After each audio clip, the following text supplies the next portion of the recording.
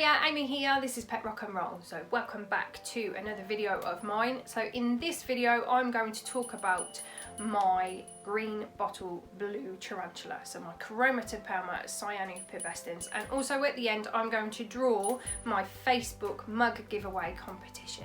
So if you entered that, stay watching until the end. Good luck. So a few weeks ago I brought an adult female green bottle blue with full intentions of breeding her.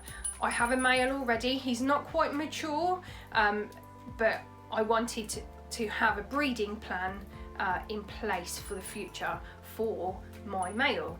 I wanted my own female so that I could be fully in control of breeding them, because if you are a tarantula keeper and you know anything about green bottle blues, females tend to eat the males, and I wanted to be in control of that because I don't want my male to get eaten.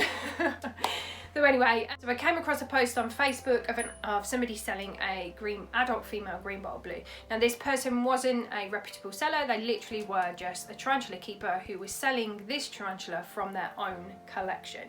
So I inquired, I looked at some photos, and then I agreed and said yes, I want her, I paid, and she was shipped to me. Now, unfortunately, she wasn't packed very well. So when she arrived, the box that was fine, and there was a box within a box, and there was a heat mat, and all of that was perfectly fine. But unfortunately, the actual container that she was in inside the box and the way that was packed wasn't great at all. So I'm going to pop photos up as I'm talking so that you can see what I'm on about without me having to go into too much detail. But basically, the tub that she was in was far too big, and there definitely wasn't enough tissue in there to cushion her. So what she had done is obviously worked her way out of the tissue, and she was sitting exposed, so she wasn't cushioned by anything at all. Which was alarming, very alarming. And also at the bottom of the container that she was in was a big crack. Now, whether that crack happened during transit, I don't know for certain. I didn't find any pieces of plastic within the packaging. It wasn't anywhere, it wasn't in the box, it wasn't in the tub. So I couldn't piece that together and know for certain whether that crack happened during transit or whether that crack was already there to begin with. But anyway, I got her out, I rehoused her, and I noticed straight away that she had what looked like to me an injury to her abdomen. Now, whether that injury happened because she was exposed, she didn't have the tissue cushioning her around her, or whether it was the crack that did that, again, I don't know, but whatever, she had an injury. As the days passed, her abdomen started to look worse, which wasn't very nice to see. But I just kept my fingers crossed that all would be well. She refused to eat, she didn't want to move around too much, she was very lethargic, so it was all a little bit worrying and a little bit concerning. She'd also not laid any web, which worried me as well. Green bottle blue, again, if you're a tarantula keeper, you know that this tarantula, this species, they are known for their web laying. You know, the webs that they lay are epic, they really are. But yeah, she'd laid nothing. Now at that point I hadn't seen her even trying to web, so I thought, well, maybe she's just settling in, maybe she's not kind of up for laying web right now. But then one evening I caught her trying to lay web, and I'm just going to play you this really short clip right now.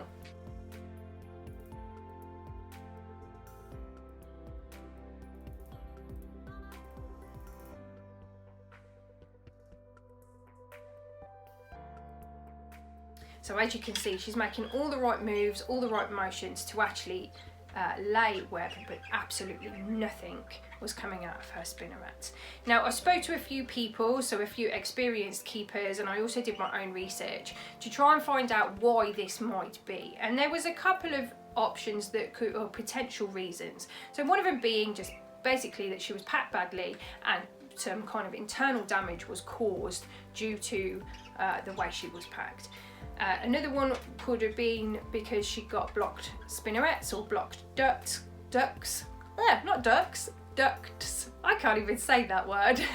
Blocked ducts, which if they were blocked obviously would mean that she wouldn't be able to lay the web, and therefore maybe a molt would fix her. And the other option could just be that she's never been able to do it. That could be another potential reason as to why she can't lay any web. So my next move was then to wait and hope that she molted successfully and that it fixed her. But my biggest concern with her molting was that not being able to lay web, she wouldn't be able to lay a web mat. She did go into pre-molt, and she did make a mat, but she didn't make it with web because she couldn't. She took every single leaf, every single piece of moss that was in the enclosure and used that instead. So how amazing is that? That this tarantula knew that she couldn't lay web. She knew that she would be vulnerable without and uncomfortable without a bed or a mat to molt on. So she used her initiative and she took everything that was in the enclosure and used that to molt on instead. So we're going to show you two pictures. So one is a picture of her before she went into pre-molt. Well, she's in pre-molt in this picture, but before she flipped, say. And as you can see, she's just sitting on substrate. And this picture, she's flipped, and she's flipped on a bed of leaves and moss. Credit has to be given to this tarantula, honestly. That just blew me away, really. And it kind of choked me a little bit as well. You know, I get emotional, you know I do. I get emotional with my animals. They mean so much to me. And yeah, like that, how amazing was that? That was just amazing. So anyway, I watched her molt. She did a great job. She got it off in good time, really, the exoskeleton, and she did amazing, and she flipped over, and yeah, she seemed okay. Now her abdomen doesn't look perfect, but it looks better. Currently I haven't seen her trying to web.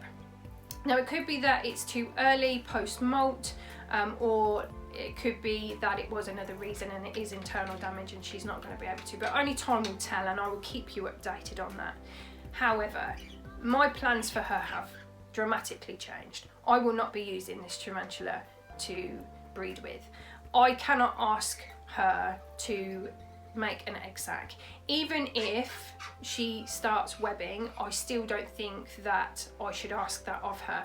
The last thing I would want is for her to be paired, the pairing be successful, her be gravid, and then her webbing stop and her not be able to make an egg sac. So I'm just not going to run that risk, which is, you know, it's sad. It's sad because that was my initial plans with her, but plans change all the time, especially where animals are concerned. We don't really have a lot of control over what happens to them from a biological aspect, really. So yeah, so I'm not now going to breed her, but I will keep you updated on how she goes with the webbing. Hopefully she does manage to web. I mean, it would break my heart if she just really cannot do it, because being a GBB, that's what they do. I mean, you know, yeah, it wouldn't be a very nice situation for me to have to deal with if I feel that she is suffering due to the fact of not being able to lay any web. But I'll keep you updated anyway. So, lastly then, don't ask me who it was that I got this GBB from, because I'm not going to tell you. I have spoken to this person. I've pointed them towards YouTube videos and said, you know, you can't make this mistake again with the packing, and they've assured me that they will not make this mistake again in the future, and that they will have a look at the videos on YouTube. But I've learnt my lesson. I've learnt my lesson that when you buy a tarantula from somebody's personal collection, so they are just a tarantula keeper, that don't take it for granted that they are experienced. Don't take it for granted that they know how to pack a tarantula properly. And yeah, always probably ask to see photos of the packaging before it gets shipped, so that you are 100% happy with how they are packed. Yeah, that would be the best bet to do. Obviously when you buy from a reputable seller, you don't have these issues because they are experienced and they do know what they're doing. And not only that, but they know what consequences they may face if they do pack something poorly, or they send you something that isn't in the condition you were led to believe it was in. Right, so that's enough of me jabbering on about that. Let's get into drawing this competition, shall we? So on my Facebook page, if you haven't joined it already, then please go over and join it, because that is predominantly where I run my competitions to win merchandise. Now I am getting some better t-shirts printed, and this is my old style logo, and I'm getting some more t-shirts printed, which they're going to be great. They're really going to be great. I can't wait for them to come. Yeah, so head over to my Facebook page, because that's where I give away my merch. So the competition was, how many times did I say the word amazing in my last video? And that's simply all you had to do was comment with how many I said amazing, head over to Alternative Inverts and subscribe to his channel, and also comment on that video where I said the words amazing with hashtag amazing. So let's see how many times I said the word amazing. So Kieran over Alternative Inverts has sent me an amazing, that's amazing. So that's amazing. Amazing. Is amazing or amazing. That's so funny. So it was 11 times in total. 11 times I said it in total. Yes, it is my slogan. Yes, I am going to get some merch made up with hashtag amazing on it.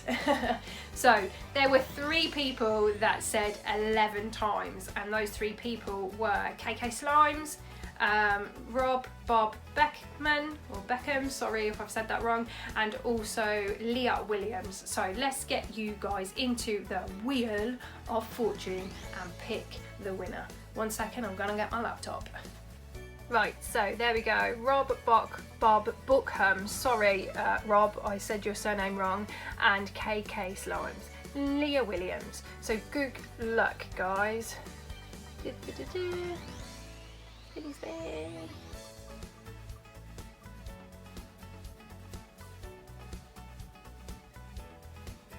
So the winner is Bob Bookham. Well done. I will message you and get your address, and I will get a mug posted out to you ASAP. Yeah, so well done, Rob. If you're seeing this video before I've messaged you, then go ahead and message me, and we'll get that mug shipped out to you as soon as possible. So yeah, that's it then for this video.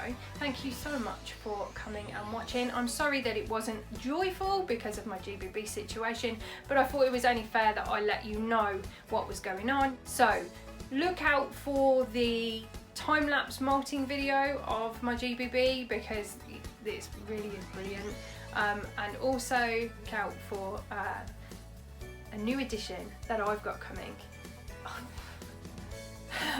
This is gonna be epic. Yeah, so until I see you next time, guys, do take care of yourselves. Bye bye.